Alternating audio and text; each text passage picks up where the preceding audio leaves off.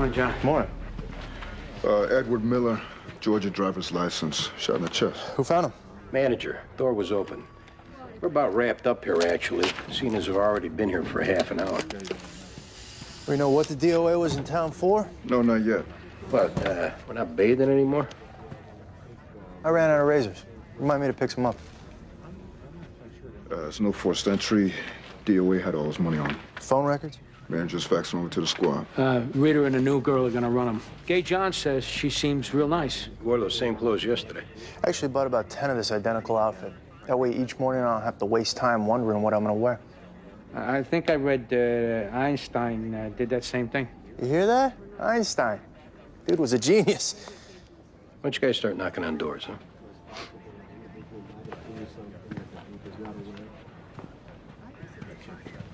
So, out all night again? Which you've never done. Doesn't suit you, John. I got it handled. Thanks, though.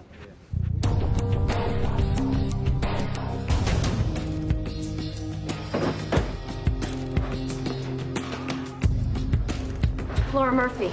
She transferred over from applicant investigations. Andy Sipowicz. Hey. Greg Medavoy. Baldwin Jones. John Clark. How's it going? Great. Looking forward to working with you guys. Welcome aboard. Thanks. Came for you this morning. Your DOA was single, no kids. I talked to a neighbor of his in Savannah. She said he's a retired doctor. Came to New York to research a book. Anything on the hotel phone records? One call to and from a Larry Pragetzer in Jersey City. He's on his way in. So, you were a detective in applicant investigations? Right. Doing background checks on people who want to be cops? Everybody rags on that unit. Because you don't do any criminal investigations and you're not on the street. I did 3 years in uniform up at the 7-5, so don't worry about me out on the street. Oh, don't listen to him. We're glad to have you here, Laura. PAB. What does that mean, PAB? No idea. We just got a call on a homeless DOA. We're gonna head down there now. Hey, any word on when the new lieutenant's showing up? It's supposed to be sometime today. What the hell is this? That's a dead rat, Andy. Here, run this return address. See if it even exists. You got this? Because we need to head down there. Yeah, we're covered. Again, glad to have you here, Laura. Thanks. PAB. What the hell does that mean? I don't know. This is funny to you? Yeah, come on. It's probably a joke. Like Tommy Doyle, one of the guys you used to work with.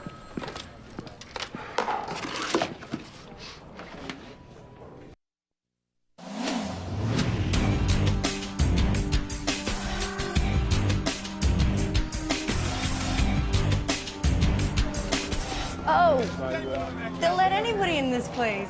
What's up, kid? My partner, Rita Ortiz. This is Ted Keogh. Hey.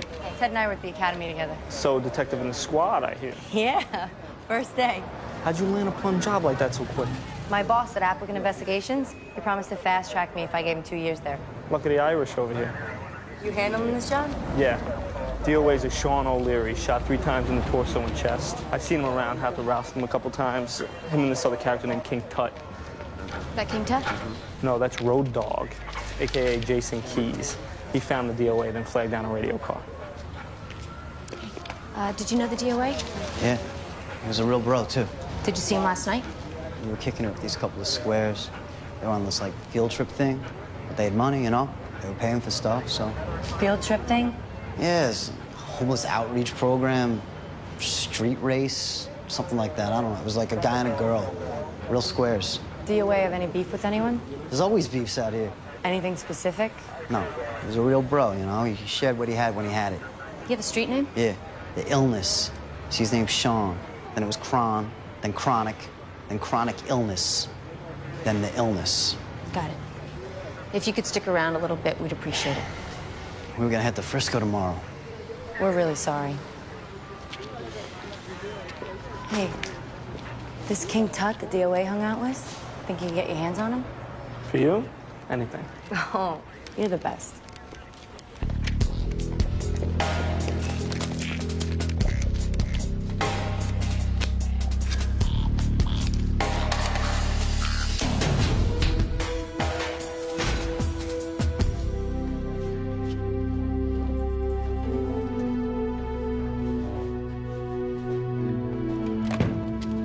still can't believe it happened. Yeah, I'm sure it was a bit of a shock. How long did you know Dr. Miller, Mr. Pregitzer? He was our family doctor.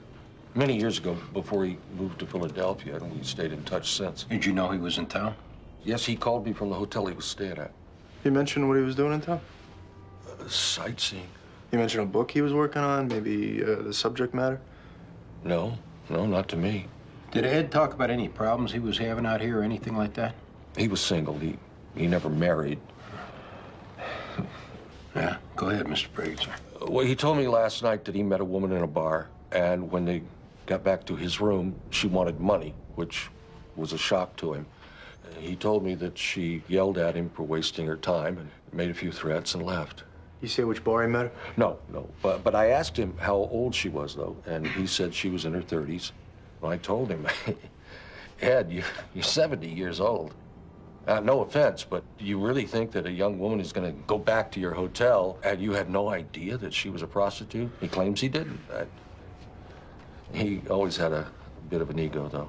He mentioned anything else in your conversation that might help us? No. But if I remember anything, I'll give you a call. All right, thanks for coming in, Mr. Pregitzer.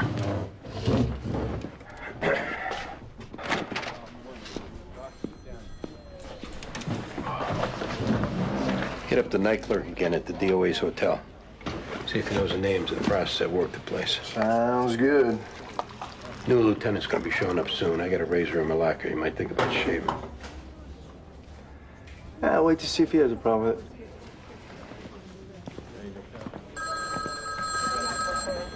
But you know who I'm talking about. Oh, yeah, the illness.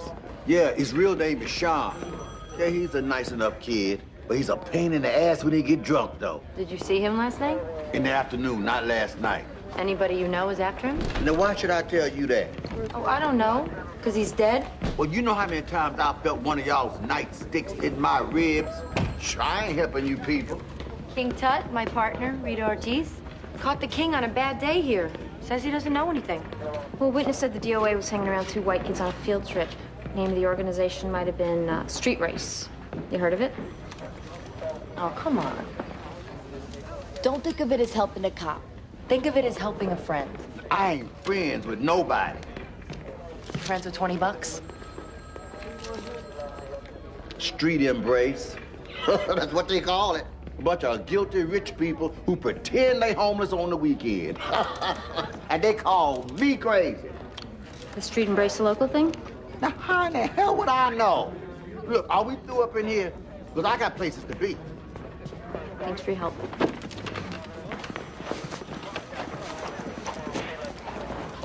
Hey, Ted. Keep an eye on King Tut, will you? You got it.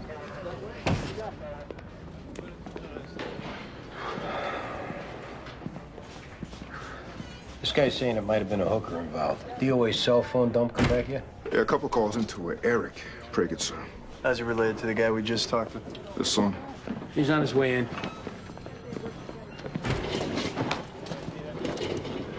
Listen, if you have any questions, feel free to ask. I'll be happy to help any way I can. Thanks for the offer. I'm sure I'll have a ton of questions. What made you want to be a cop? I always wanted to be one. Should make my dad and my brothers too happy. Not big on you being on the job? They're all firemen. Ay. If you got a beef with firemen, I don't want to hear about it. Lieutenant Thomas Bale. How's everyone doing today? PAA John Irvin. Nice to meet you. Laura Murphy. Rita Ortiz. Baldwin Jones. Greg Bedvoy. John Clark. Andy Sipowicz. So you're Andy Sipowicz? Yep. I've heard a lot about you. I'll need a few minutes to get settled in, then you can catch me up on any cases you're working. Later, I'll conduct individual orientation sessions. I've heard the name Bale from Internal Affairs. You related? That's me. I realize that carries a certain stigma, but I think you'll find me to be an excellent boss.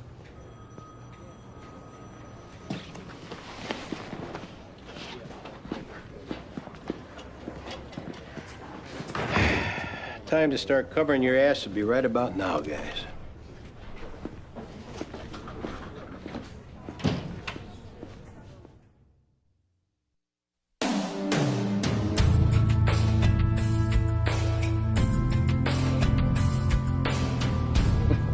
On the rat phone, trading rat stories with his rat buddies. Hey, let's give him a chance, Andy. He seems... The dead rat. Somebody must have known this guy was going to be our lieutenant today. Hey, yeah, I get it. That's funny.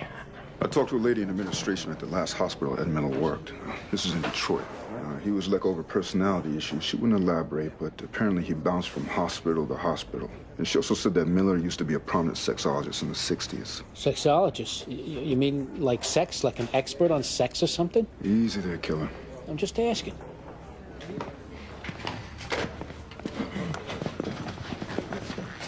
Where are you off to? Oh, we contacted the Street Embrace organization. It's run out of the Self-Awareness Fellowship place. A description of one of the girls who participated, Zoe Prentice, matches what we got from a witness, so we're heading over there now. I'll need to know these things. Sorry, you were on the phone. Interrupt me next time. Sure. Sorry. No problem. Petite Squad. Hey. Hey. Eric Pragitzer's on his way up.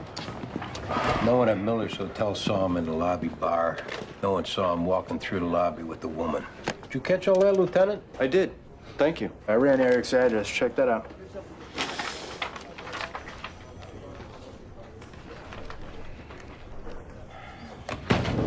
Eric, we wanted to talk to you about Dr. Ed Miller.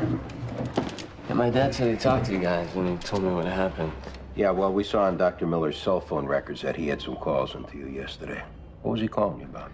Oh, suggestions on what to do in New York. You know, he was out here by himself, so... Did you give him any suggestions as far as places to go? You know, restaurants, bars, like that? No, more landmark type stuff, you know, the Med and Guggenheim. Hey, Eric, in going through some of the, checklist things we do, we ran your address to see if there were any crimes or police responses, and it says here that you tried to commit suicide 3 years ago. That's right. That's a personal matter, obviously, but what jumped out was that it was Dr. Miller who dialed 911. That's right. Was he staying with you? No, it was actually kind of an ironic situation. I was going through a breakup, and it was just a real low point for me, and so I did something really stupid. And Dr. Miller was in town, and he happened to stop by after I did it. I'm glad he did, because it saved my life. See how that looks a little odd to us? No. I mean, yeah, I can see how it maybe does, but it's not. Eric, I've been doing this for a long time, and I'm pretty certain at this point we're not getting the whole story as to what you know about Dr. Miller. You thinking I killed him? Why in the world would I do something like that? Were you more than just friends? Oh, my God. You guys are really tripping now. No. Dr. Miller, he was a lonely old guy and didn't know a lot of people, and he just kind of like clung to my family for some reason. I don't know what else to tell you. Where were you last night? Work and then home. Well, we're gonna need your information if you don't mind.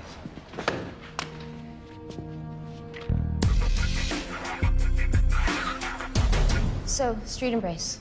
Yeah. Oh my God, what a great experience. You guys think we have it rough, right? In your travels the last few days, did you come across a young homeless guy named Sean O'Leary? His street name was the Illness. Yeah, I talked to him a little bit. He was gonna leave for San Francisco today. Well, that's not gonna happen. Sean was shot and killed last night. For real? Yeah. Oh my God. Do you know anything about it? No. Wow. I can't believe that. While you were getting to know each other, Sean didn't mention anyone he was afraid of? He was with this hardcore group of homeless street kids called the Gutter Punks. And there was this other subgroup called the Crusty Punks that they didn't get along with. And there's always the old-timer homeless guys, but I think he got along with them. It is, like, wild to see. But no names? No. Who was the guy you were hanging out with who was also with Street Embrace? Charlie, I think. Did you guys exchange numbers or anything like that? No. See, the rules are when you show up, you can't bring any money or personal belongings or food or anything. They really want you to experience being homeless. We had to beg and sleep in shelters. Sean's friend said you and Charlie were buying things for the group. I cheated a little. I brought some cash. The problem we're having is the information Charlie gave to the organizers of the Street Embrace. His ID, his personal and contact info, all of it was fake, but it's important that we find him. While you guys were hanging out, did he mention anything in casual conversation about his family or where he lived, where he hung out? Anything? No, because, you know, I wasn't really interested in his story. I was more into the stories of the homeless people. They're not all drunks, you know? Some of them had families and college educations. It's really sad. Well, if you think of anything. Sure.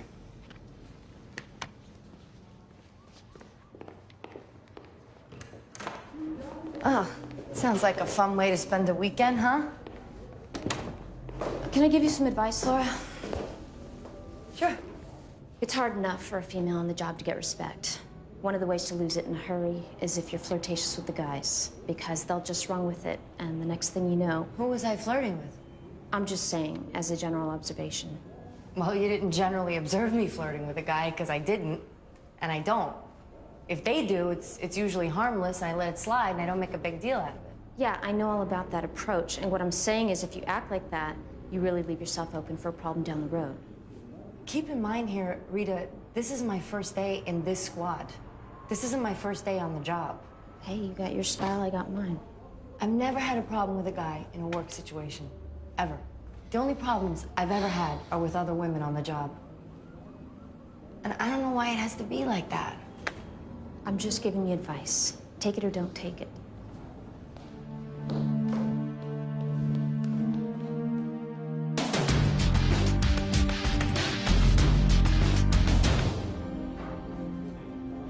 Kids? 2 daughters, full grown. 1 married. You? No. Still looking for Mrs. Wright. Well, don't be asking any female advice from me, Lieutenant. Whew. Swing and a miss when it comes to understanding the fair sex. So you're 55, Greg? That's right. How much longer do you plan on being on the job? Is that a hint or something? No. Not at all. You and Detective Sipowicz are the elder statesmen here, and I look forward to learning from you guys. It's just that I've encountered a lot of cops with your years who are getting out because it's a different job now, you know? And a lot of those guys have had a hard time adjusting to that. I consider myself a strong detective. I plan on doing this as long as I can. Good attitude. Looking forward to working with you, Greg. You too, Lieutenant.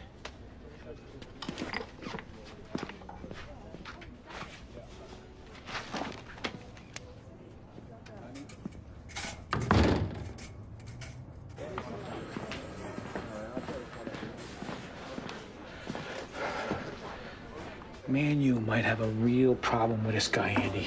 Might? No, I'm talking about, like, in terms of him wanting younger detectives. He can mold how he wants. What do you got? I'm like 90% sure this is accurate. Eric Pragetzer, the son.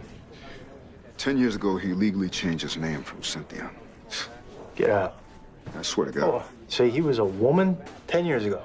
I don't know too many guys named Cynthia. And the DOA, you were saying that this is some big expert sex guy? Yeah.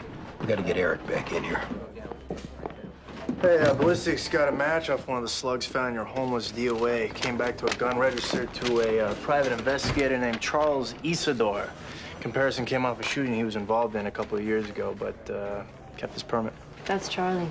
Let's go grab him up. We should talk to the boss first, right? Yep. Yeah, he told me he loves internal affairs jokes, so, you know, break one out when you're in there. You're right.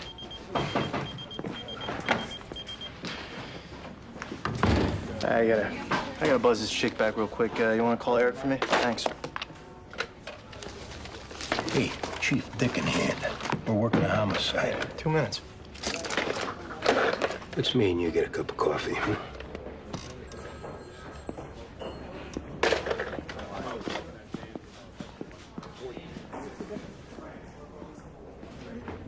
It's almost done brewing.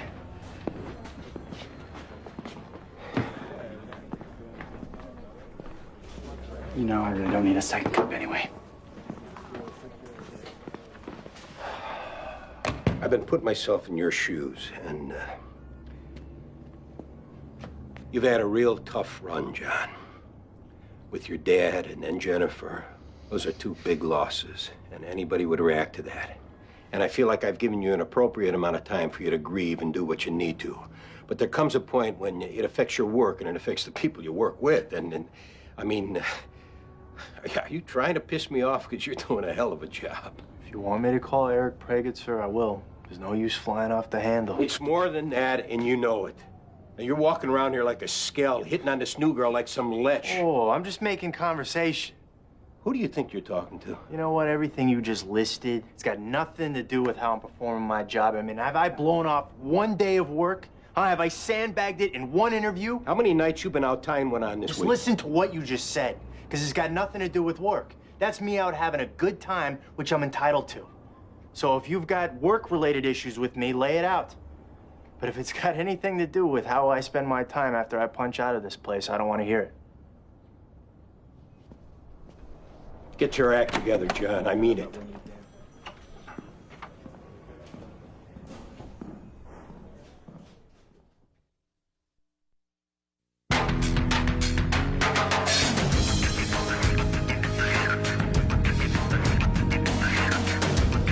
Had a little trouble finding you, Charlie. The info you gave to Street Embrace was all fake. Yeah, I didn't want them hitting me up for fundraisers. I just wanted to experience the 2 days and leave it at that. What went wrong when you and Zoe were hanging out with Sean O'Leary? Nothing. Why? One of the slugs they pulled out of Sean's dead body matches a gun register to you. So let's skip the tap dance and get to what happened. What happened, Charlie? Zoe. You know, her dad's got major bucks. Well, she gets this wild hair to go on the Street Embrace because she wants to find herself. Or piss off Daddy, who the hell knows, but her dad calls my agency. Says he's looking for a young guy to do the Street Embrace, shadow his daughter, keep her out of trouble without her knowing it. She never knew you were PI? End of the first night, she made me. I guess her dad had done this before. But she was cool with it. All she tells me is not to get in her way. So how'd you get mixed up with Sean O'Leary? It was the second night, and we were all hanging out. Sean, the illness, whatever the hell his name is, he wants to score some dope. So Zoe, she pulls out some cash, which she wasn't supposed to have. And she fronts him. Well, he comes back with some crack, and she wanted ecstasy. But once he put that pipe in front of her, she told me not to interfere. What went wrong? Well, I go off to take a piss, and then I hear screaming. So I come running back, and I see Zoe yelling at him, calling him a no-good bum, a piece of garbage, you name it. See, I guess he must have made a move on her, because he says, you'd be lucky to have sex with me, you ugly pig. And that's when her eyes go wide, and she turns to me and says, shoot him. I mean, she was high as a kite. So you shot him? Hell no. I tell her, let's get out of here, but she keeps screaming at me to shoot him. And he keeps laughing and calling her an ugly pig. And I can barely keep my eyes open because I haven't slept in the last 2 days. And then, for a second, it looked like she was gonna chill out. So then I guess I let my guard down. Because the next thing I know, she's got my gun out of my pocket and she's pointing it at the illness, daring him to say it again. He did. She shot him 3 times. What'd you do at that point? I took the gun from her. I told her that she needed to go her way and that I'd go mine, and that hopefully this wouldn't come back to bite us in the ass. Hell of a story there, Charlie. I wish I could have prevented it. I wish I never would have taken that job. And God knows what the hell made her want to hang out with a bunch of winos for a weekend, but that is what happened. You're gonna need to stick around. Yeah, I know. There's no easy way to broach this, Eric, so I'll just lay it out. You changed your name legally 10 years ago, right? That's right. And since it was a female name you had before, that would indicate you had a sex change, right? What does that have to do with anything? Yes or no? Yeah. In looking into Dr. Miller's background, we saw that he was a sex and gender expert back in the day. Did Dr. Miller perform your sex change operation? Eric?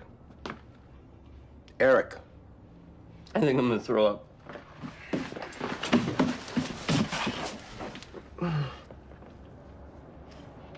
I'm okay. What happened last night with Dr. Miller? Nothing. I don't know. I was at home. I didn't kill him. Did he or didn't he perform your sex change 10 years ago? No, I had it done here in the city by Dr. Richard Bouchard. I mean, you could check. Eric. What the hell is going on here? Nothing. I don't know. I was at home last night. This isn't going away. We're not going away. So just tell us what happened. We can help you. I was at home watching television, and then I got up and went to work. I mean, I wrote all that down the last No time one can confirm whether you were home by yourself or not. I didn't kill Dr. Miller. You've been carrying around this big secret for 10 years.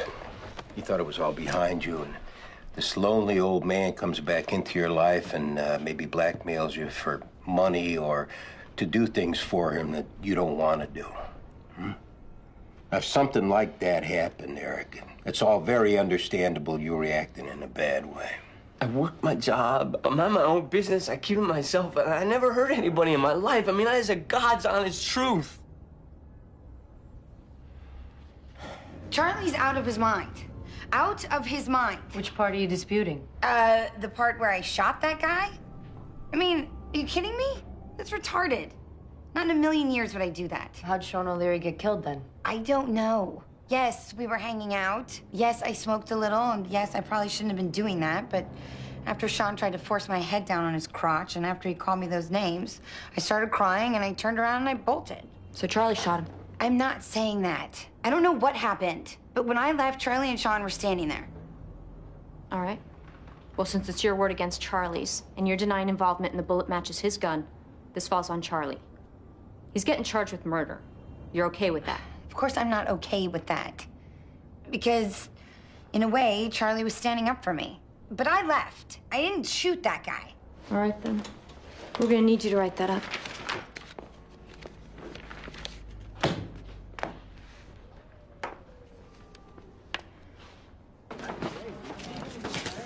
Where you at with your case? Son copped to the sex change, but he's still denying involvement, so we got his dad coming in, and we'll go at him again. Where's the son now?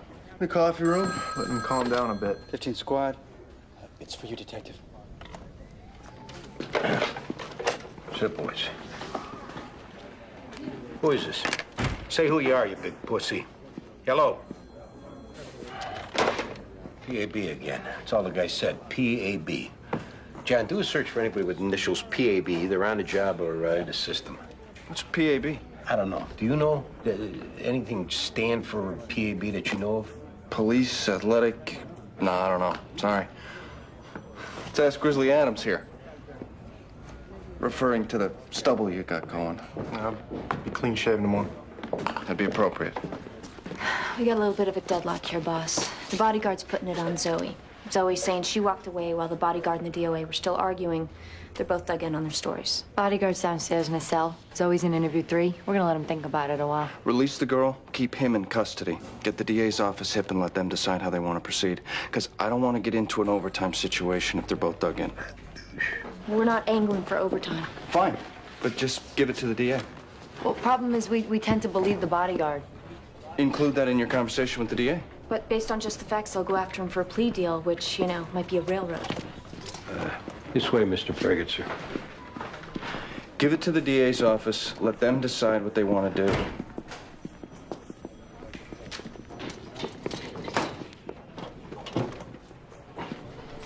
Well, you're covering for your son, aren't you, Mr. Pregator? Because when Dr. Miller called last night, it wasn't about some whore who got the wrong idea, because we looked into it and there's no indication of any of that happening. Okay, then here's what happens. This case goes to a grand jury. This case goes public, and that's a secret that Eric has been working so hard to keep a lid on. Everybody's gonna know. Do you want that for your son? Eric's been through so much as it is, more than any person should have to endure. Did Dr. Miller know about the sex change? Did he perform it? He did the first one. Which first one?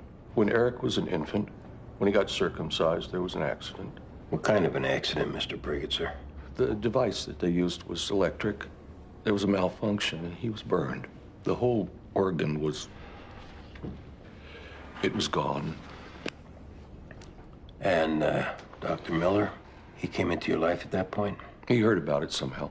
He approached me and my wife. He had this theory about nature versus nurture, and, well, he assured us it would work. So he performed the surgery on Eric? Yes. And it was part of Dr. Miller's theory that once we committed to it, we could never tell Eric. Well, that didn't work. In his heart, Eric always knew that he was a boy, and so finally, we told him when he was 18. Now, 3 years ago, Eric tried to commit suicide. Dr. Miller wouldn't leave him alone. And when Dr. Miller called him and said that he was coming over for a talk, well, that was too much for Eric to take. And that's when I told him that if he ever tried to contact Eric again, I'd kill him. Are you covering for your son, Mr. Prager? I went to Dr. Miller's hotel last night. I knocked on the door. He answered it, and I shot him. All right. See, I'd forgiven Dr. Miller for what happened back then. We agreed to it. It seemed like the only option. But when he kept popping up into Eric's life, well, I warned him. He wouldn't listen. Why wouldn't he leave your son alone? I don't know. I mean, he was obsessed. It was like Eric was his Frankenstein or something. He kept wanting Eric to go public so that he could go down in history, I guess. I don't know. All right, listen to me. We're gonna go talk to Eric to confirm this. Once we do, we're gonna come back here and help you with your statement. You understand? Okay.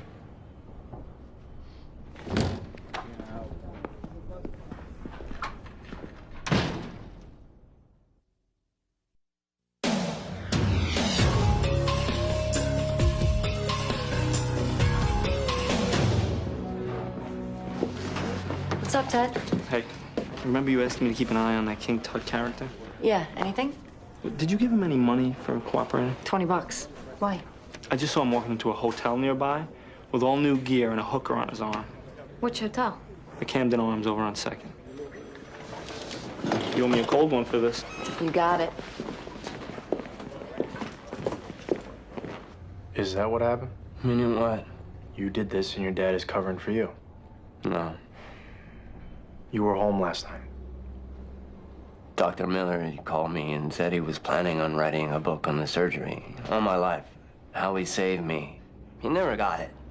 He just never admitted. I always felt I was a boy. Here I was, wearing a dress, getting teased, wishing I was dead. Every year I'd go and I'd have these therapy sessions with him, and I'd tell him these things, and he wouldn't listen. Even after my parents told me. And even after I had my sex changed back, he'd never admit that he was wrong. He never apologized. Did you know your dad was gonna go over there last night? No. All I did was tell him that Dr. Miller had found me again and he wanted to write the book. My dad said he'd take care of it. What's gonna happen to my dad now? We're gonna do everything we can to see if this can go down as manslaughter. I don't blame my dad for what happened to me as a kid. I mean, they didn't know what else to do. All I'm saying is, he's not a killer. He's not a bad guy. But Dr. Miller wouldn't leave me alone. All right. Wait here, okay?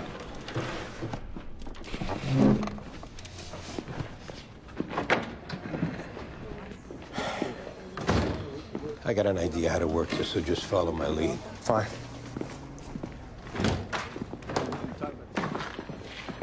What the hell is going on here? Wait outside. I'll be with you in a minute. We'd like to have a quick word with you, Lieutenant. In a minute. Now wait outside. No. We really need to talk now. I'm not gonna say it again, Detective. Now get out of here.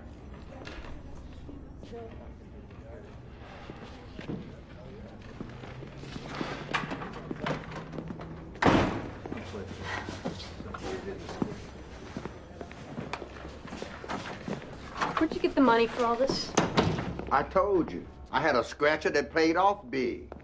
Where'd you buy it? At a bodega. Where? Albuquerque.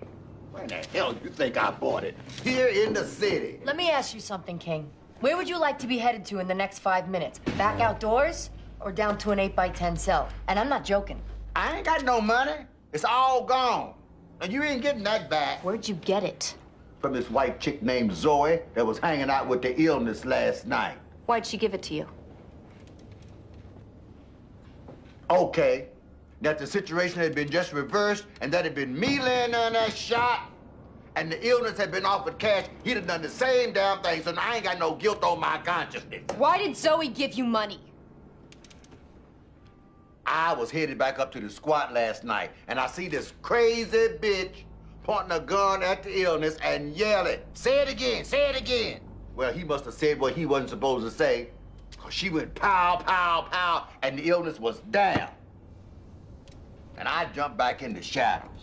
And the dude that was with her, he came up and said something to her and took the gun and boogied. And she just stood there.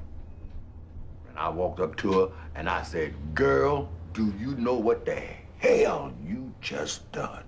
What'd she say? Well, she's yipping and yelling about who knows what.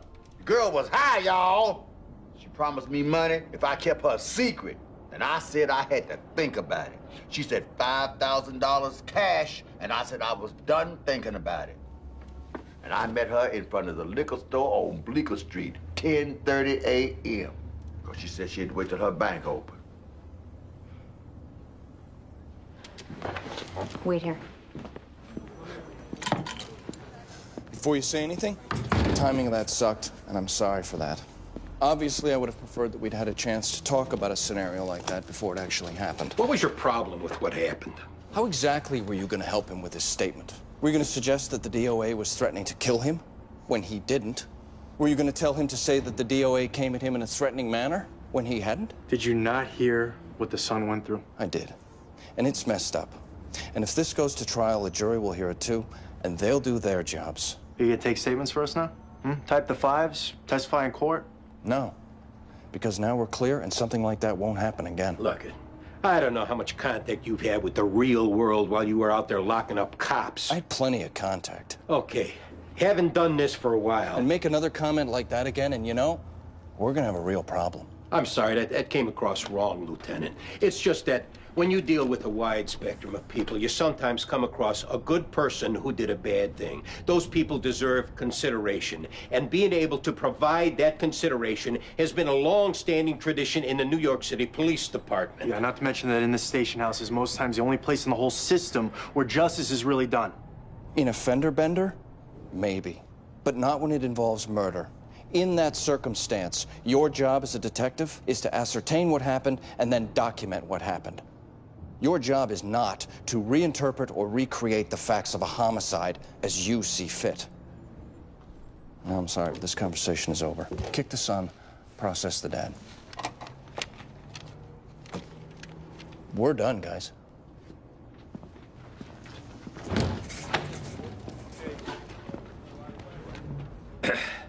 I got 32 years on this job. I always planned on leaving on my terms, and that day's not too far away. But if I can't do my job, one that I can live with morally, then I'm out the door. Well, eventually, that's a decision that every cop has to make. It's never an easy one.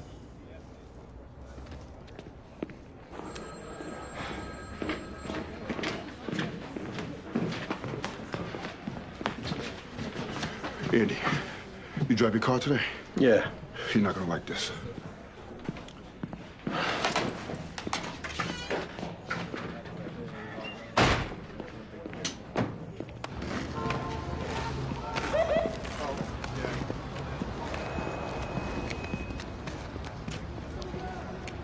You gotta be kidding me.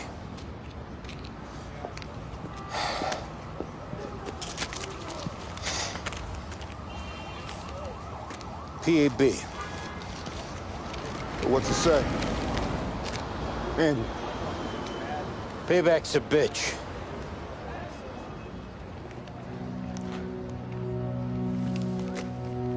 This isn't a joke.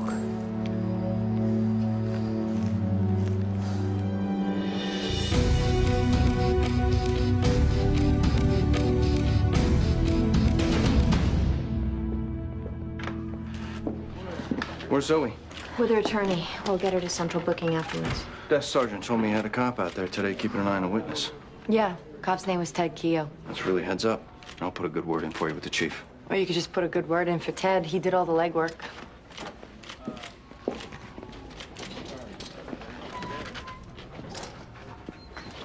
Well, it was a little rocky today.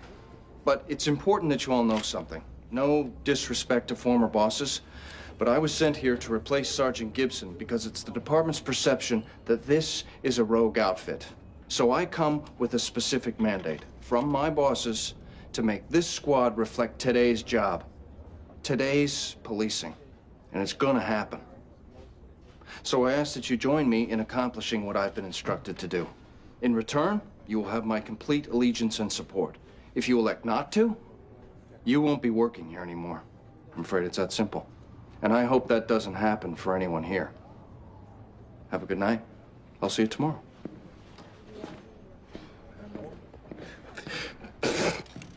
All right, can it, John? How perfect was that, huh? Can it? We're so screwed. I'm on my last nerve as it is. So lose the stupid grin or I'm gonna jump across his desk. All right, guys, come on. Maybe I should take off then. Good idea. You got the fives? Yeah. You hurry up and get your ass into happy hour. Read my mind. Hey, first day beer celebration on me. I'm fine. Thanks, though. All right.